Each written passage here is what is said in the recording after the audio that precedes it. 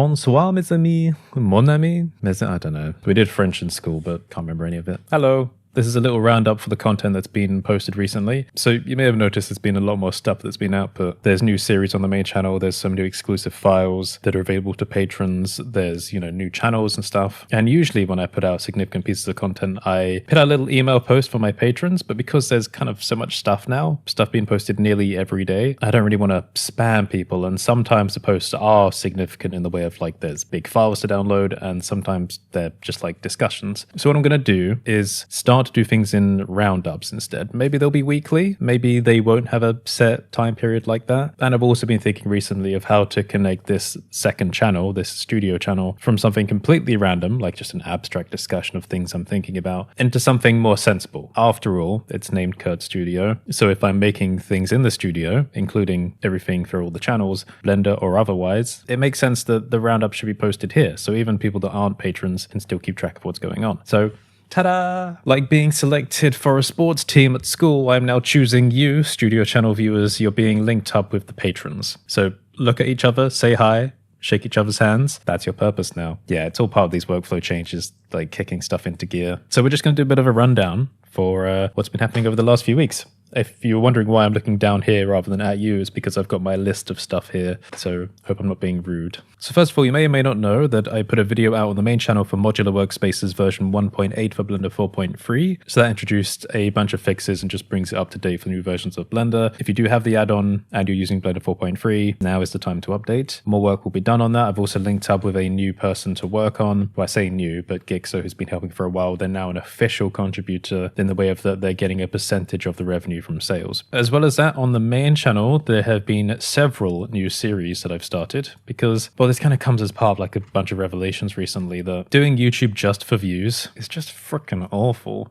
It's not fun. It's not great, mental health wise. And the fascinating thing is I've been so good at putting links everywhere, keeping a finger in every pie, that after doing some calculations, it turned out that even though YouTube gave me the kickstart, I don't need it anymore. If I don't get any views on the YouTube channel, it doesn't really affect anything else. I still end up with the same revenue. I've got such a large mailing list elsewhere that if I release a product, it'll make sales anyway. And it turns out that if I release comp tip videos and stuff on the main channel, if I just broke them down and then shared them on social media, they'll get more views than YouTube anyway. So the revelation was, what's the point in not having fun on the main channel and only doing a select specific few types of videos that the Blender community will watch just to hit arbitrary view marks or sub growth marks, when that wasn't even sustainable anymore? That was getting less and less effective over time. I was like, okay, if I'm not having fun with it and the view count's going down over time, then what's the point in not just doing things for fun and making fun of videos? So that's what I've been doing. Now I love video games, and that means that a lot of the content is video game centric. So I thought, you know what? We're going to play games. We're going to hunt for inspiration, which is what I do anyway. Take a metric crap ton of screenshots for fun, and I can share those with my patrons and whoever. Then we're going to analyze them because I could do that all day. That's fun. And then we're going to make stuff with them because, again, that's fun. Now it's going to take a while for people to kind of come around to that. And obviously I'm going to have a big sub drop, which is expected. But if I just do what I want to do over time, I think that it'll become a bit of a curve and it will go down before it comes back up. But it seems to be the case that the people that do watch the videos actually really enjoy them. The watch retentions on them are actually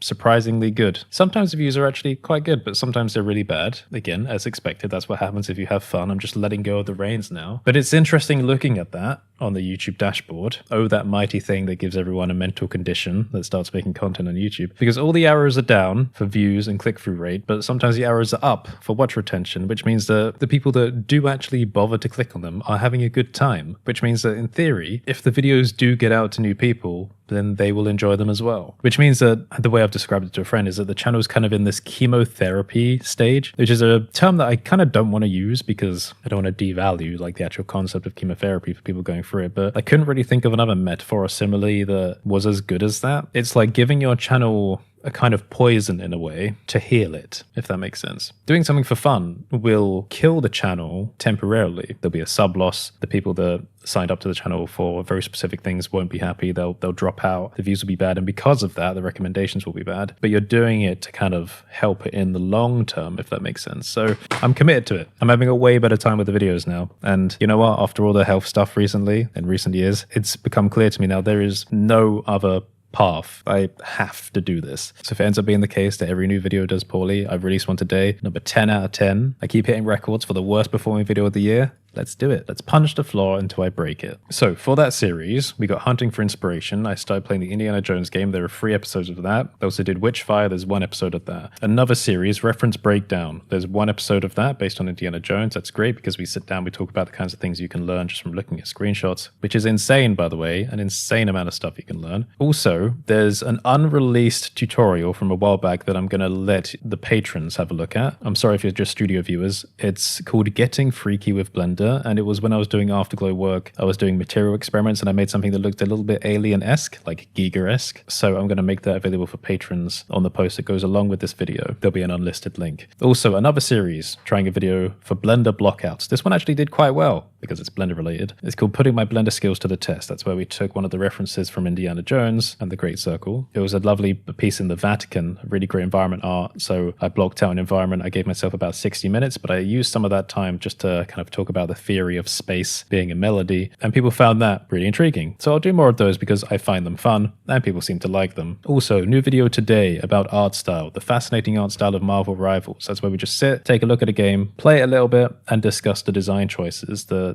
developers put into it. Also, there's a new exclusive video as part of the Principles of Creation series. Now, these are discussions for potential creators, aspiring creators. They're a bit more blunt and they're just direct about the kinds of things you can expect when starting to make content. Now, there are 2 videos there at the moment. One of them I think is about surrounding yourself with the right kind of people, and the second one is about managing a community and being an abstract personality. So part of that is, how do you build a community? Where should you do it? What are the kinds of problems you'll bump into? Again, what kinds of people should you surround yourself with? And how do you keep a kind of separation when issues arrive? Because there are parasocial, in quotes, type issues that pop up when building a community, particularly when it comes to things like banning people. There's a problem when you do something for like the good of a community, but because people see you doing it, they think it's a personal attack. Obviously, when getting people out of the community that aren't appropriate or are causing issues or are breaking the rules. So keeping a separation to stop people from seeing you as a target, that's something we talk about. Also, on the Blender Halt channel, which is the first of the new channels that I'm giving proper love to, has now already passed 1,000 subs. It's got 2 lighting workshop videos on it. Now, the idea was that for the new videos on the main channel, it was going to kind of waterfall in a way. So we play games, we get inspiration, we talk about them, we make stuff, and then there'd be more videos on the Blender Halt channel as a result of that thread. I'm yet to do one that's actually followed that thread, but that's the plan. And you may know that there's new channels, so Parasocial Therapy and the Code Soul Online channel. What's happening with them? They're just waiting for a sec. I'm just watching what I'm changing on the main channel and Blender Halt before I invest the proper kickstart amount of time into those. So my cognitive focus is on these channels and I'm just waiting. So if you're waiting to see what's going to happen with those, just be patient for a bit. Obviously, a lot's changed recently. So the 2 videos on Blender Halt are Don't Be Afraid of Lighting in Blender and Take Your Lighting Even Further in Blender. Now for this channel, the studio, we've been releasing quite a few videos, but obviously the content's going to change a little bit. And there are also some unreleased videos for this channel that again, I'll make available to patrons on the post that goes along with this roundup. There's 3 unreleased videos, but some of the recent ones we've done here are stories and workflow discussions. So there was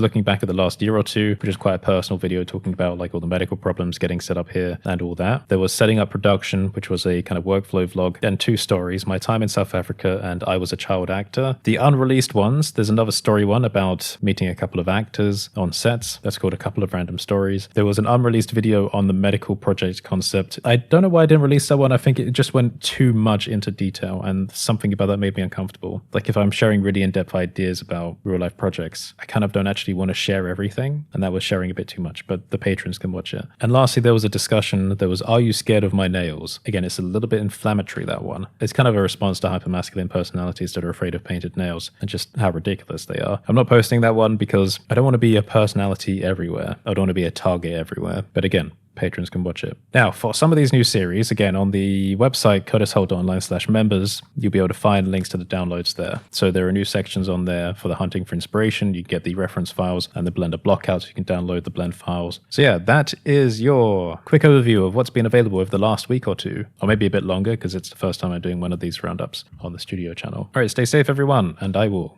catch you soon.